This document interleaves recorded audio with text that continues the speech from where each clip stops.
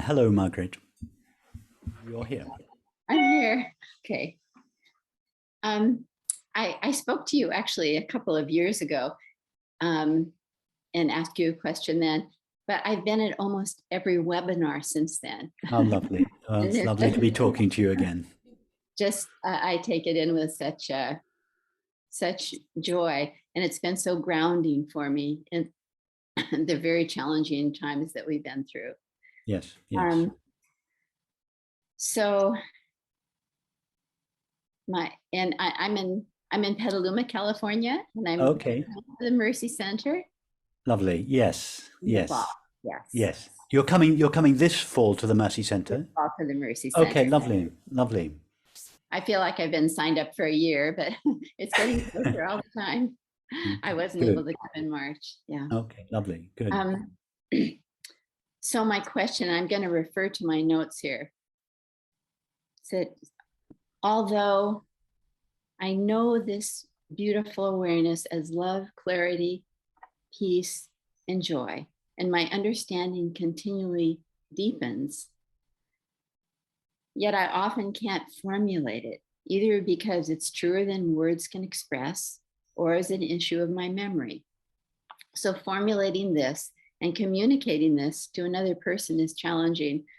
And even though it's it's had such a deep impact on me, often I can't even clearly remember what there is to be expressed to another person.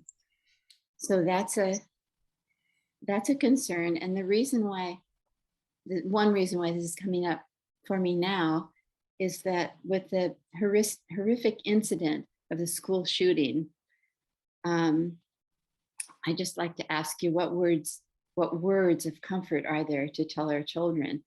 As I'm a retired teacher, and I've been called upon to be with the young children, like children 6 to 11 years old, at the school where I did teach, and I often go back and volunteer there. And I just really feel like I'd like your guidance and how what simple words there are to give comfort to these children. So I'm sort of asking two parts.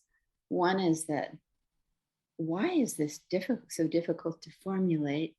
And the other one is what to do right now with the children. Margaret, I think in a way you answered, or at least one you suggested a possible answer for your first question. Why is this so difficult to formulate? And that is because it doesn't readily fit into words. Mm-hmm. So our words are never completely satisfactory. Mm-hmm. So I know it's frustrating for you sometimes not to be able to find the right words, but don't feel that it is in any way a failure. It's natural. That's why you've probably noticed, it's probably a rather irritating habit. I'm always reformulating. I'll say one thing, but then I'll just say it again in a different way. And then I'll say it again in a different way. I'll give you one answer with a metaphor, and then I'll rephrase it. First of all, I'll answer in relation to the screen and the image, and then in relation to King Lear and John Smith, and then in relation to Mary and Jane. And why? Why do I do this? Well, I don't consciously work it out, of course, but why is there this impulse to keep? And the reason is because no formulation feels quite right.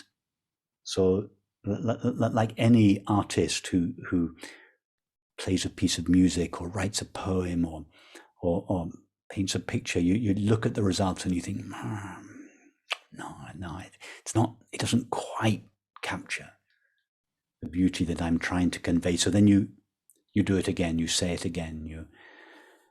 That's why artists are always dissatisfied, or nearly always dissatisfied. So don't worry if there is some frustration at not being able to convey it. You're not allowed to know this, but probably in what you consider to be your inadequate attempts to fail this understanding, you probably convey this understanding much better than you realize.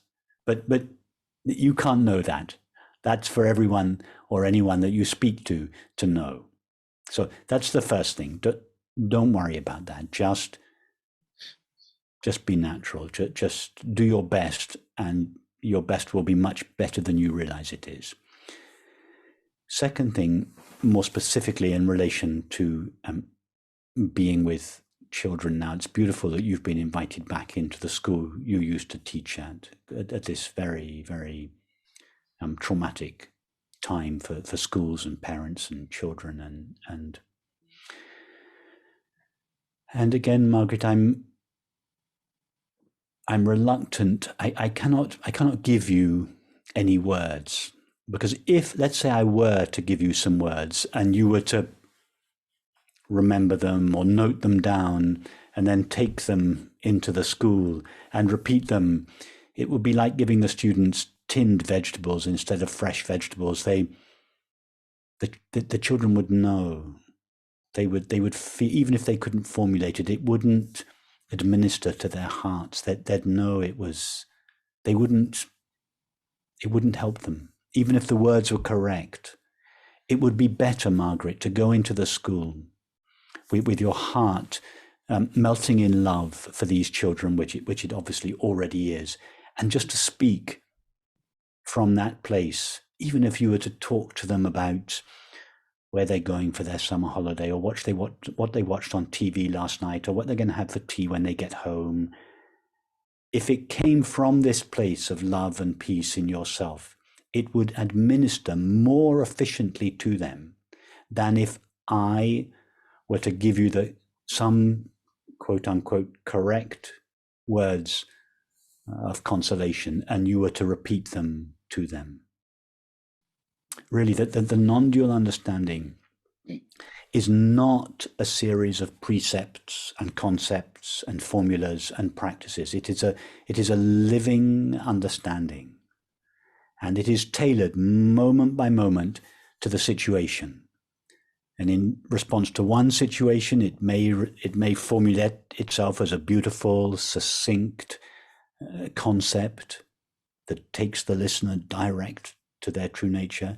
In another situation, it may just be an act of kindness, being together with someone in silence, playing a game with the children. I wouldn't be doing the truth. I wouldn't be doing love or understanding a service if I were to give you, even if I could, I can't, but even if I were to try to, if I were to give you words or formulas, I want rather to encourage you to trust your own peace, trust your understanding, go back to your true nature. You have access to your true nature. You can go there. I just encourage you to do that, to be confident, to go back, and then to take that peace with you into the classroom, and then be creative and spontaneous, and allow it to express itself in different ways with the different children, and indeed the teachers and parents.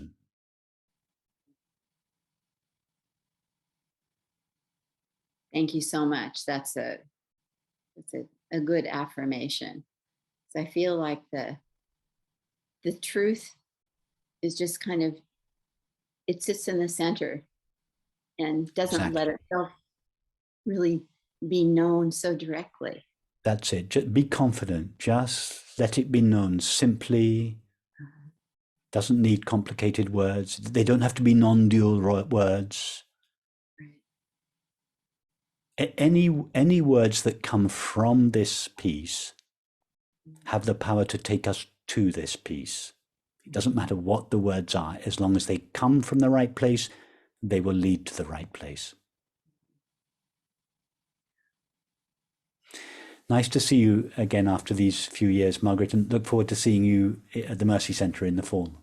Look forward to being with you too, Rupert. Thank you so much.